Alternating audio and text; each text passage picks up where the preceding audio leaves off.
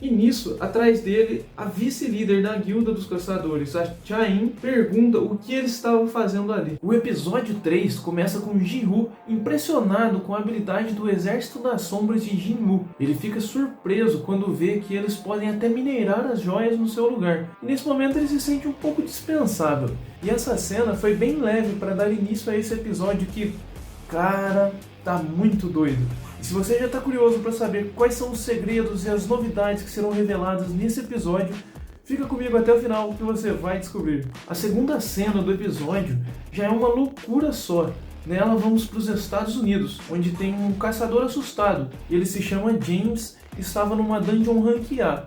Mas não se tratava de uma dungeon comum como todas as outras não. Lá não tinha nenhuma criatura.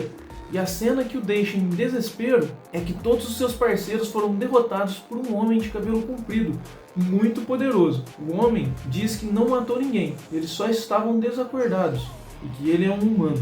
Mas James não entende nada, afinal James é americano e aquele homem é coreano. Então com um pequeno esforço o homem ainda consegue dizer em inglês: eu sou humano, só quero ir pra casa. Mas antes de eu continuar todos os detalhes desse episódio, que tá muito massa, eu quero pedir para que você manda aquele joinha para me ajudar. Vai ajudar muito o canal, galera. Agora, voltando pra Coreia, Jin-Woo e Jin-Woo estavam em um restaurante conversando e comendo, em comemoração que eles acabaram as 19 raids que tinham combinado. Eles demonstram uma grande amizade entre os dois. E Jin-Woo diz que considera Jin-Woo como o seu irmão, como um irmão que ele não teve, já que o irmão de verdade dele não é muito xará dele. E pra Jin-Woo é recíproco. E ele ainda diz que vai tirar umas férias no final da conversa. Mas nós sabemos que as férias vão ser ele passar uma semana dentro da dungeon do castelo demoníaco. Mas até esse momento do episódio, a gente só quer saber uma coisa: quem é aquele homem de cabelo comprido que apareceu nos Estados Unidos? Agora vemos que ele já está no mundo real, mas está aprisionado nos Estados Unidos porque querem interrogá-lo. Então eles chamam um caçador rank S, que fala coreano para poder interrogá-lo. Eles chamam aquele xarope do Sr. Wang, que é aquele cara que estava atrás do Jin-Woo, que foi até aquela cena do portal vermelho para tentar pegar o Jin-Woo. Mas aí o Jin-Woo estava lá dentro do portal e acabaram ligando para esse caçador Wang, e ele teve que ir para os Estados Unidos para interrogar esse homem de cabelo comprido que a gente ainda não sabe quem é. Já quase na metade do episódio, Jin-Woo entra na dungeon do castelo demoníaco. E de cara, ele recebe uma missão de extrair 10.000 almas dos demônios e criaturas que tem naquele castelo, naquela dungeon. De cara ele fica um pouco surpreso, mas ele sabe que vai conseguir tirar de letra essa missão. A próxima cena somos levados para Jin-Woo novamente. Ele está fazendo a proposta para o pai dele de se tornar o mestre da guilda. Afinal, agora ele tirou a sua licença. E o pai dele diz que eles até podem tentar fazer assim, daquele jeito meio xaropão do pai dele também. E no final ele ainda pergunta se Jin-Woo consegue trazer Jin-Woo para a guilda. Jin-Woo diz que sim, e fica por isso mesmo. E o que dá para entender é que ele tem essa condição para se tornar o mestre da guilda. Se ele conseguir trazer o Jin-Woo para a guilda deles, então ele pode ficar. Se ele não conseguir, parece que não. É o que dá a entender do episódio. Mas, perto do que está acontecendo do homem nos Estados Unidos e do Jin-Woo na dungeon, essa é uma das cenas mais frias do episódio até agora. Eles vão dar uma baixada no ritmo. Aí depois vai passar uma cena de Jin-Woo lá na dungeon, montado no irmão urso para atravessar os demônios mais rápido. Depois já corta para outra cena. A caçadora rank S, Ain, falando sobre as formigas mutantes e coisas do tipo, assim, nada importante. Realmente eles dão uma esfriada no episódio aqui para vir o ápice em seguida. Na próxima cena somos levados novamente para Jin-Woo. E aí ele fala como ele imagina que sejam os níveis dessa dungeon, que são separadas por andares, e conforme ele vai subindo os andares, o nível dos demônios também sobem, e que ao todo devem ser os 100 andares aproximadamente. Em dado momento ele cumpre a missão das 10.000 almas e chega até um boss no andar 50. Ali ele convoca todas as suas sombras, porque a coisa vai ficar séria. E aí começa a emoção, começa a ficar bom o episódio. Jin-Woo diz para os seus soldados que eles não devem atacar o boss, que é o maior entre os demônios ali, de poder e de tamanho. O bicho é grande, hein? E aí ele mesmo vai querer enfrentar esse grandão. Mas aí ele diz para os seus soldados que eles devem acabar com a ralé que sobrar ali. O demônio boss, aquele grandão, ele ele, por causa do seu tamanho, não aparenta ser muito rápido. Mas em um piscar de olhos do Jinwoo, aquele demônio aparece em cima dele já atacando. Só que Jinwoo tem um poder muito superior e acaba conseguindo desviar do ataque. E aí ele dá um socão de protagonista na cara do demônio que manda ele catar coquinho bem longe.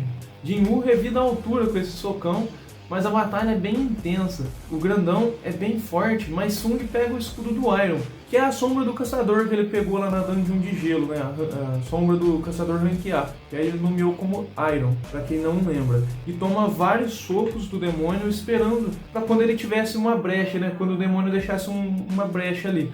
Mas o cara era muito ligeiro e quando ele pegou essa brecha e foi atacar, o demônio já antecipou os movimentos dele e atacou de volta. Em determinado momento, ele faz o monstro correr atrás dele e pensa numa armadilha, numa forma de encurralar o monstro. Enquanto ele sai correndo atrás dele, o monstro se choca contra um prédio. Ele não consegue frear quando chega no prédio e ele aproveita e passa a navalha no pescoço do bicho. Tadinho.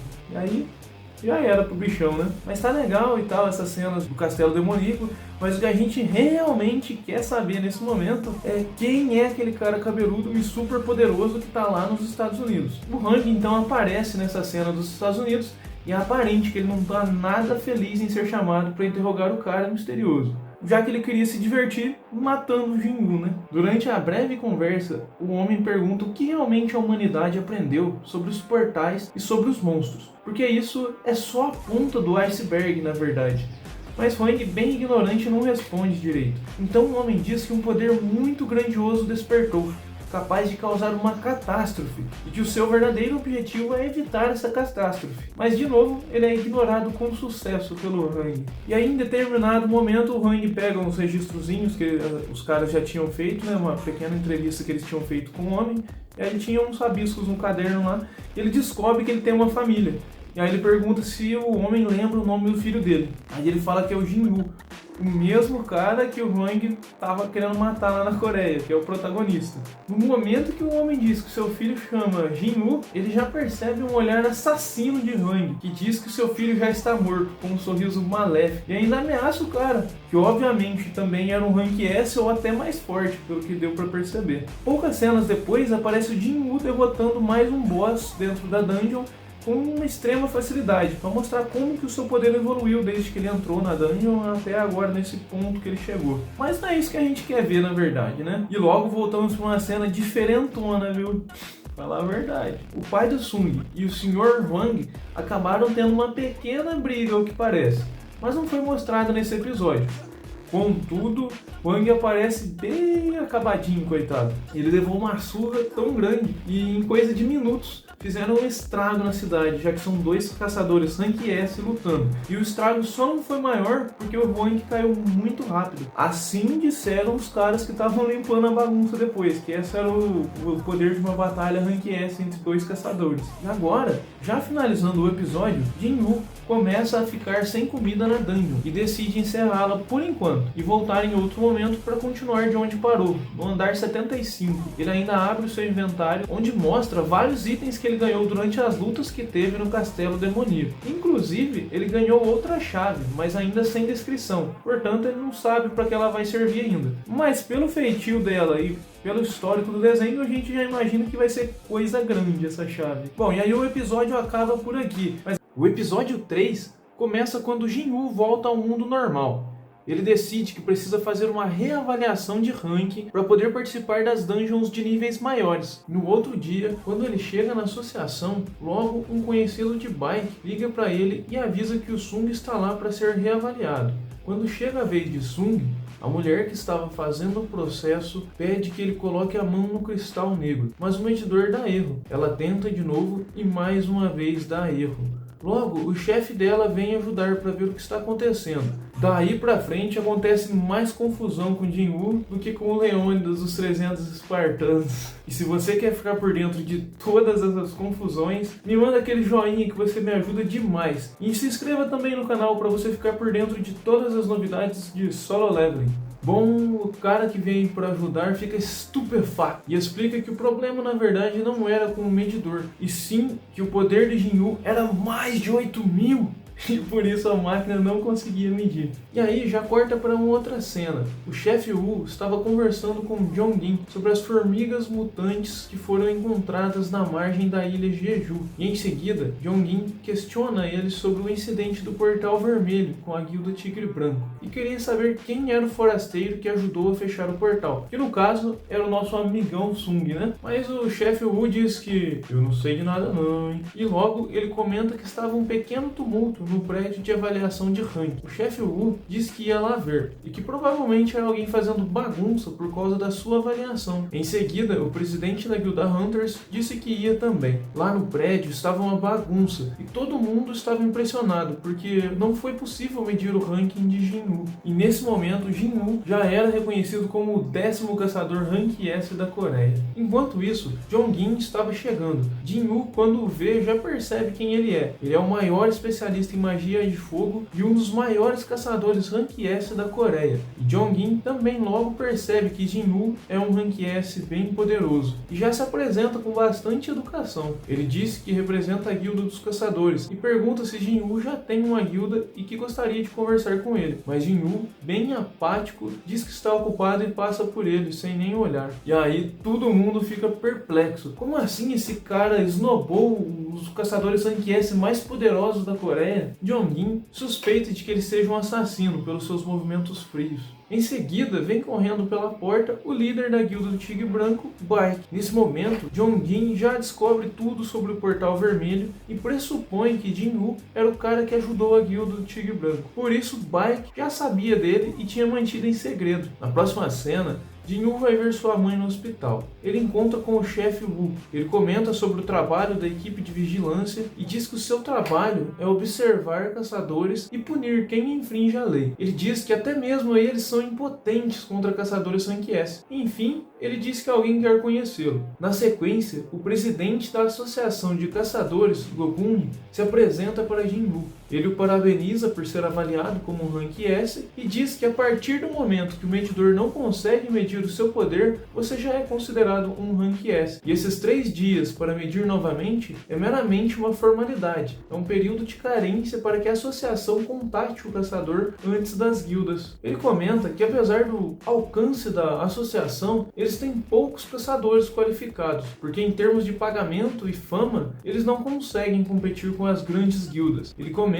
que o chefe Wu é um dos mais fortes da associação e ainda assim é apenas um Rank A. E, enfim, ele faz um convite para o Jin-Woo para se juntar à associação, que ele teria um cargo de bastante prestígio, o que faz Jin-Woo ficar bem pensativo, né? Ele calcula bastante as possibilidades. Jin-Woo pergunta para que tudo isso, e o velho presidente explica que no mundo de hoje não é o governo mais quem protege as pessoas. Os caçadores protegem as pessoas dos monstros e o núcleo de tudo isso são as guildas, que são como 5 grandes dinossauros que se mantêm em um impasse delicado. E a associação é a 6ª força, que mantém as outras 5 equilibradas, o que é crucial para o país. E se caso Jin-Woo se juntar a uma dessas guildas, provavelmente o equilíbrio entrará em colapso. Jin-Woo pensa um pouco nas possibilidades e reconhece também o exímio poder do presidente, que é equivalente ao seu mesmo depois de treinar tanto e subir de nível. Mas no fim, ele agradece e recusa. Ele diz que quer lutar e que seu lugar é nas dungeons, e o presidente vê em seus olhos que ele não estava mentindo, e diz que não vai insistir.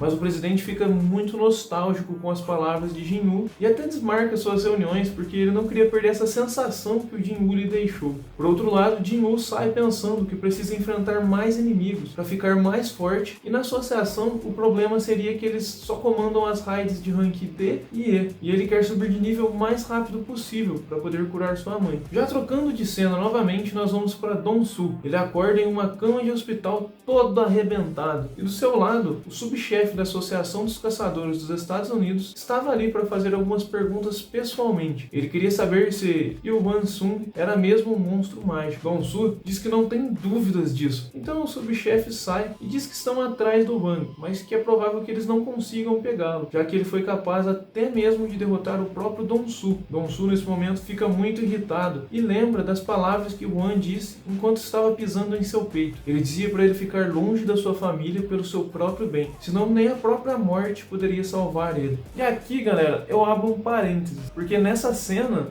no anime foi legal, mas no manhwa, cara, foi tão melhor, foi tão incrível essa cena, foi tão marcante. Na verdade, parar pra pensar, esse episódio todo perdeu um pouco da essência do manhwa. Porque no manhwa, tipo, os acontecimentos eram tão mais uau, tão mais impactantes, tão mais importantes. E no anime eles diminuíram um pouco a importância de vários momentos.